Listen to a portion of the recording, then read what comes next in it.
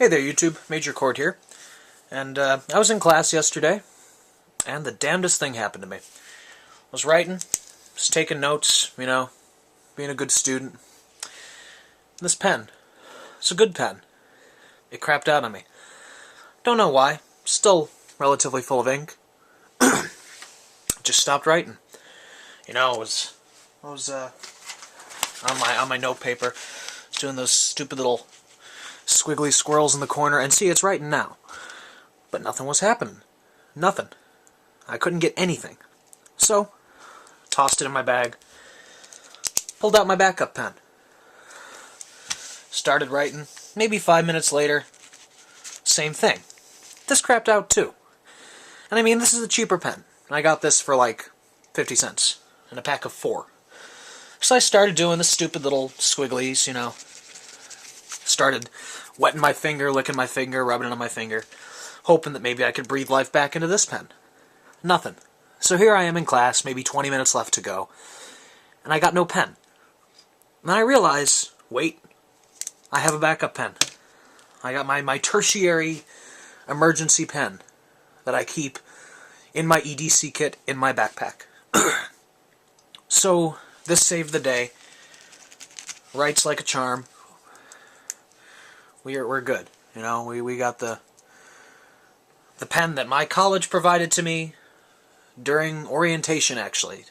First week of my freshman year. So this, glad I kept it. It's actually a decent pen. So this goes with me in my EDC pouch. And it's small enough that I like to stick it in there, and it came in handy. Why am I boring you to death with stories of pens? Well, I saw a recent video of Cutlery Lover, and I figured I'd use this little story to tie it in. Here is my EDC knife. It is a Spyderco Manix.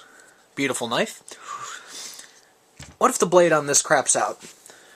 I have full faith that the 154 cm steel won't. But what if it happens to? What if I chip it? What if it dulls during the day somehow? What if I'm doing a hell of a lot of cutting? Or, what if I lose it? What if I can't carry it into, a certain building? What if this 3-inch blade is too long? Or what if this knife, looks too scary? It's a decently threatening knife. I don't really think it's that bad, but some people might. It looks slightly tactical. What do I do then? Well then, I turn to my trusty Swiss Army knife. Yep. This, ladies and gentlemen, is a review. I know, it's a review from me. Never thought you'd see one.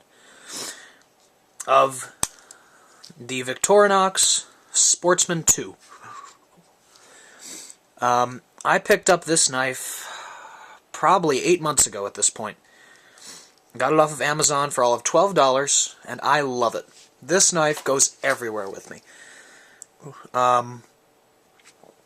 It is, and has been, my secondary knife, and even my primary knife, since I bought it, and I have no intentions of replacing it in the near future, or, until I have to. And, I have no real plans for this review. It's actually my first knife review, so we're just going to go through it, off the cuff, see what we can do here. As you can see, the Victorinox logo has rubbed off. It's not a really hard-use knife for me. Any wear you see on it really is just from riding in my pocket, rubbing up against crap. So the logo has worn off, and I don't mind. I think it's cool wear. You can see, well, maybe you can't because this camera doesn't like to focus up close, but the back spacers have gotten some wear from riding up against stuff. But, it's honest wear, and I don't mind it at all. Quickly take you through the tool set. Actually, because I'm going to open all the tools, I'm not going to open the knife blade.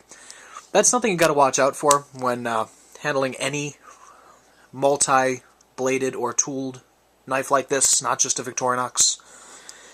Never open your main blade. Excuse me. Always open the smaller blades or the ones with weaker springs first, because that main blade will snap on you, and it'll hurt like a bitch. So, here we go. Actually, there are tools on the back, too.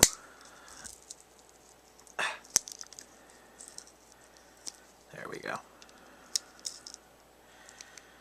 Okay.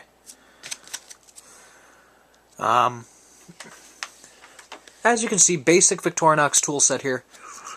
You have your nail file, which is probably my most used tool on this, not gonna lie. I like to keep my nails decently clean and filed, and since usually I'm carrying a larger blade, the blade doesn't see a ton of use. I mean, it's a well-used blade. Don't get me wrong, it's seen its fair share of wear and tear.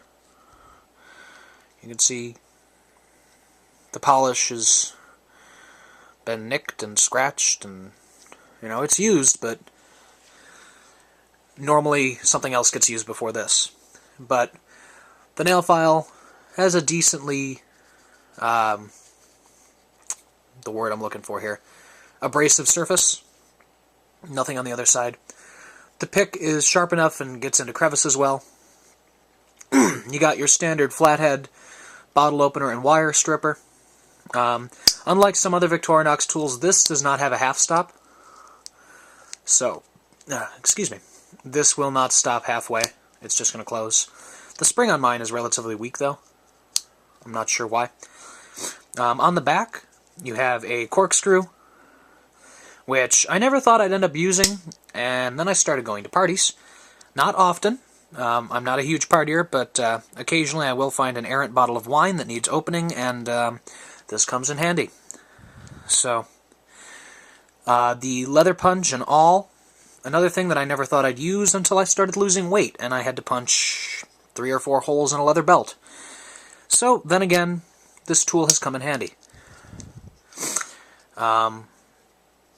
Your can opener with a smaller flathead, which can also fit Phillips. It comes in handy. Everything in this tool comes in handy, doesn't it? So, the can opener, I prefer it more than the Wenger style of can opener, which I've found on many other multi-tools. I do not own any Wenger style Swiss Army knives, but the Wenger design is widely copied on, I think Leatherman uses them on their can openers, and a lot of generic brand multi-tools will use them rather than the Victorinox ones. And I prefer this type. But if I have to open a can, I will gladly grab, you know, a normal can opener out of my kitchen. I'm not adverse to using updated technology. But let's just have a look at that blade before this review is over. Victorinox steel, they don't tell you what it is, but it's whatever they use takes an edge and holds it well. If you use it often, you will need to sharpen it, but it's not that hard to sharpen. And, I mean, as I said, it takes a pretty decent edge. This has not been sharpened in a while, and it sees fairly regular use. So, I mean, I probably need to touch it up, but yeah, it's time to touch this thing up. But for utility use, this is a fine utility edge for me. There, see? I mean, all I'm doing really, if anything, this will be a food prep knife for me. I mean, this is what I use to eat lunch if I need to on campus or something, so